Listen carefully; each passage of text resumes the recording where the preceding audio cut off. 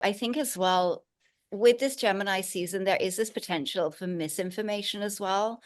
And especially like overhyping things. There's nothing that pisses me off more than like seeing YouTubers and Twitter people overhyping tokens. And so it's really important to bring some sort of clarity and some realism into the projections that you have when you're purchasing different coins. One of my pet peeves, last one, was that Shiba Inu to $1. Everywhere you're hearing Shiba Inu to $1. And it was just like, where are you getting this from? And this is literally people just repeating this. Like, it's because we do need to be able to look, this is crypto. Crazy things happen. No one's denying that. Like, out there, things absolutely happen, but there has to be some reality. Like, things don't just go up for no reason. They go up because money and value is coming into these projects. And so one of the tools that I use, I'll just share my screen to be able to do that, is just a very simple website called Market Cap of, and marketcapof.com. And you can go on there and you can see like, what would it actually take for my coin to go to these heights that people are saying that it could, right? So it's like, for example, my pet peeve of Shiba Inu last season, was that there's no fiscal reality in that. Can it go to $1? Like, yes, in theory it could, but is it likely to? Like, that's what we always want to look at. So you can use this website to just sort of keep some of those things in check. My internet is really slow. Can you guys see that? Yep, we can see it. Yeah. So for example, you can use Shiba Inu and have a look at what would it take to actually get it to $1. Like, while we're talking about this is really important to also, like, I feel like already this cycle or this time around, it is some other meme coins like Pepe and Bonk. Like, yes, you can definitely speculate and you can profit out of these, like, but you also need to have an exit strategy, and Shiba Inu to $1 is not probably your best exit strategy. Exactly. Yeah. It's about keeping things in perspective. So it's not like saying like what is possible. Anything is possible in crypto. Absolutely anything really is possible, but we're looking at more, is it probable? And so for example, the Shiba Inu to $1, if Shiba Inu, for example, you can use this website, Market Cap of, you can just put in Shiba Inu, what would the price be if it had the market cap of Bitcoin? So if it had the entire value of what is in Bitcoin go into Shiba Inu right now, it would not even be 1 cent. So what amount of inflows would you need to see to get Shiba Inu to $1? Like all of the market cap of gold, all of the market cap of silver. And so we can take a step back and go, is this possible? Yes, in theory, but is it likely? No. I mean, in my opinion, it's not a bet that I would be taking. So I think that it is really important, especially this Gemini season. You're going to see tons of projections and saying, oh, well, this is going to 10x, this is going to 5x. You want to see those things and say, why? Like, where are you getting that analysis from? How are you getting there? Because, like, yes, it is possible. We see 100x, 1000x on some of these low cap altcoins all the time, but you have to look at like, where is that money coming from? And that's going to be pushing that to that projection. And then you can sort of stay a little bit more grounded, and you're also not going to stay in tokens that you shouldn't, because you're going to be like, oh, Shiba Inu is like, only 4 zeros from 1 cent.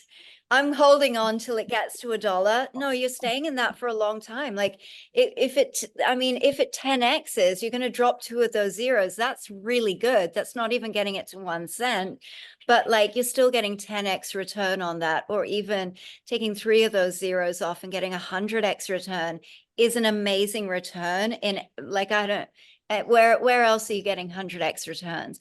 But keeping it in that perspective, and I think that this last season really kept people in tokens for too long, because they'd seen, well, this YouTube influencer said it's going to $1. They're not smarter than you, Bitcoin Zodiac family.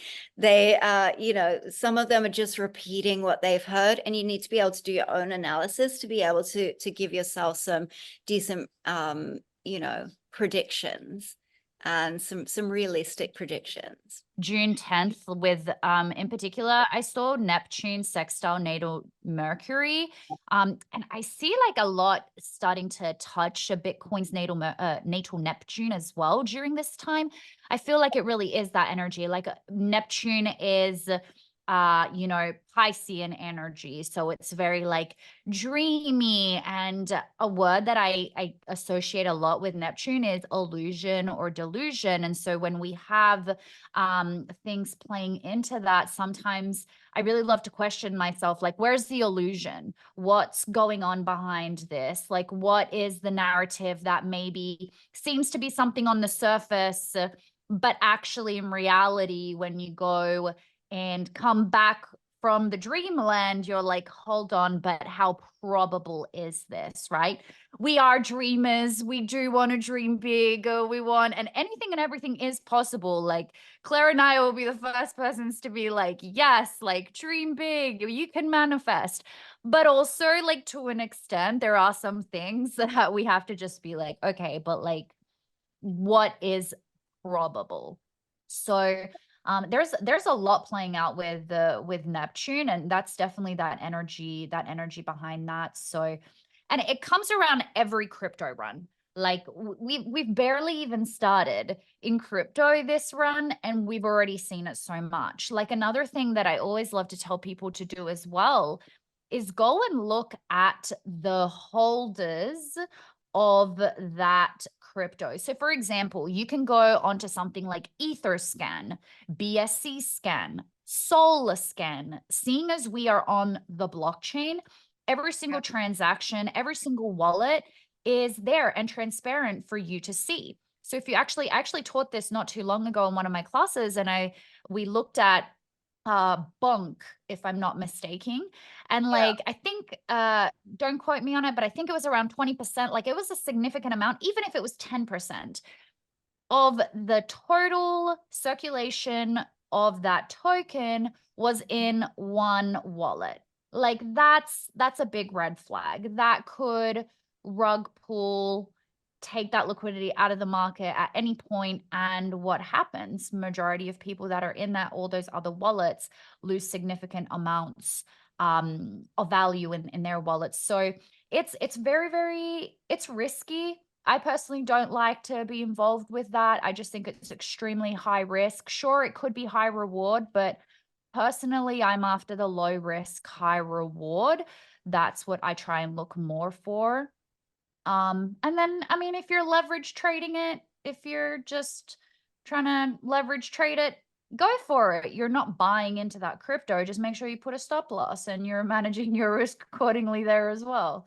So, Yeah. And you're also yeah. holding for a short amount of time. And I think that that's one of the things. Yes. And you're right, is this influence of Neptune. I have something about it later in one of the other transits, which we'll get to.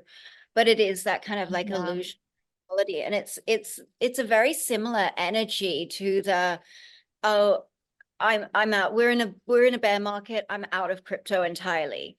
You know, it's actually the other side of that energy. And really what it is it's just more about like educating yourself and just building that education. You don't need to be a Wall Street guru to make money in this market. You don't, but you need to have the ability to dream big, to hold a higher vision, but also have the practicality to be like, okay, great, how are we going to get there? And see and measure your risks in that way, and measure your expectations in that way as well, and leave room for a little unexpected magic, like countries, you know, adopting Bitcoin and all of those sorts of crazy things that we see at this part of the you know, adoption, the evolution of Bitcoin and crypto and digital assets. Like that's what's so exciting. But I think some people exploit that possibility and exploit that excitement for views and likes and clicks and whatever. And so we don't want anybody from the Bitcoin Zodiac getting caught up in that rubbish. You'll never No. hear. And and you will never see us do a thumbnail that's like 100x next coin. Sorry. All love to all the YouTubers, but you're just not gonna get that from us. And hey, if that's your energy, then go for it, but not from us. Sorry, fam. Like, not our jam. Not our jam. We're trying to do something different.